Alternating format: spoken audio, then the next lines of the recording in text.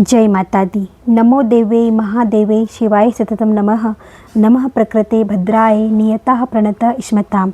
मंत्रहीनं क्रियाहीनं भक्तिहीनं सुरेश्वरी यत् पूजितं मया देव परिपूर्ण तदस्तु मे।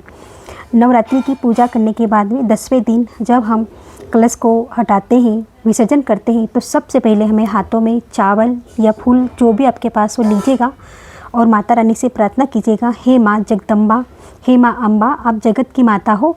हमने 9 दिनों तक आपकी पूजा आराधना की है, हमसे कोई भी गलती हो तो हमें क्षमा कर देना, हम आपके बच्चे हैं, हमें माफ़ कर देना। और हे माँ, आपके अनेक रूप है, तो माँ पार्वती का रूप जो अपने पूरे परिवार के साथ रहती है, और माँ लक्ष्मी गणेश भगवान जी के साथ में, और माँ सरस्वती का प्यार आशीर्वाद हम सबके ऊपर हमेशा बना रहे, और मेरा परिवार खूब तरक्की करे, और मेरे घर में परिवार, मेरे बच्चे, परिवार का हर सदस्य स्वस्थ तंदुरुस्त मस्त रहे, और हमारे घर में प्यार बना रहे और शांति बनी रहे। ऐसे करके आप इन चावलों को छोड़ दीजिएगा माँ के चरणों में।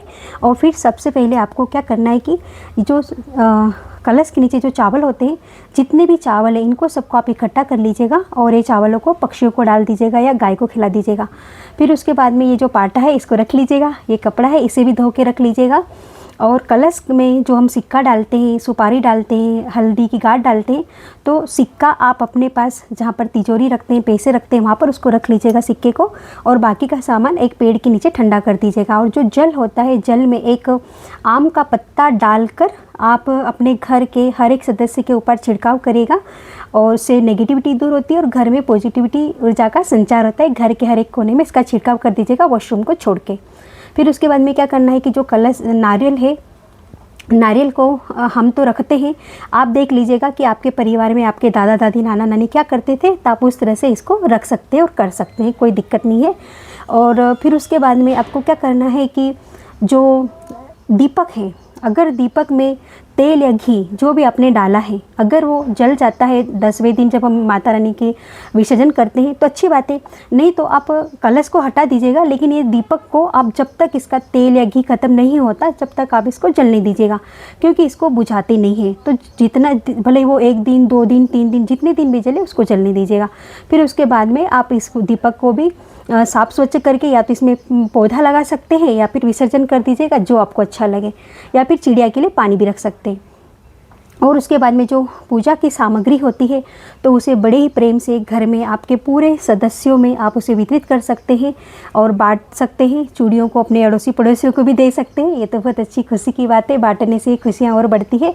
और माता रानी की जो चुनरी होती है, और चुनरी को आप संभाल कर रख लीजिएगा। और जो और भी पूजा का ऐसा जो सामान होता है, जैसे फूल माला है, 9 दिनों तक जो भी सामान निर्माल्य जिसे हम कहा जाते हैं, उसे नदियों में बिल्कुल मत डालेगा। नदियों में हमें ना चुनरी डालना है, ना फूल माला डालना है।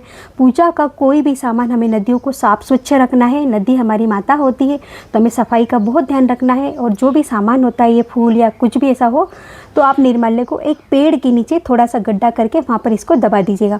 और जब अगर आपके पास बहुत सारी चुनरियाँ हो जाती है माता रानी के या श्री कृष्ण भगवान जी के कपड़े होते हैं, तो क्या करते हैं उसको कि एक छोटे से तकिया बना लीजिएगा। जो छोटे बच्चे होते हैं, 0 से लेकर 10 साल तक के बच्चे होते हैं, जो बहुत डरते हो, जिन्हें डर लगता हो, जो अचानक सोते सोते अचानक उठ जाते हैं, तो आप एक छोटा सा तकिया बनाकर उन बच्चों को उस पर सुलाइएगा। तो उसमें माँ की ब्लेसिंग होती है, तो उससे बच्चे कभी भी नहीं डरते और रात में चमकते भी नहीं है। तो आप ऐसा भी कर सकते हैं। या फिर आप इन जितनी भी चुनरी या कपड़े पुराने हो जाते हैं, एक पेड़ के नीचे गड्ढा करके आप उनको वहाँ पर दबा सकते हैं और ऊपर से मिट्टी डाल दीजिएगा। तो इस तरह से आप माता रानी की आराधना पूजा आपने 9 दिनों तक हमने करी है, तो माँ से हमें क्षमा प्रार्थना तो ज़रूर करना होता है। पूजा कोई सी भी हो, घर में हो, मंदिर में हो, हमें क्षमा प्रार्थना हर दिन करना चाहिए। और माँ के तो अनेक रूप है। माँ की ऐसा नहीं कि हमने नवरात्रि में पूजा करी, हम माँ की नहीं करना है। माँ तो हर दिन है, हर दिन मंदिरों में पूजा होती है, घर में पूजा होती है। तो आप अभी इस तरह से माता के हर रूप की पूजा करिए। माँ हमें प्यार देती है, शक्ति देती है, आनंद देती है। जय माता दी। खुश रहिए, मस्त रहिए, मुस्कुराते रहिए।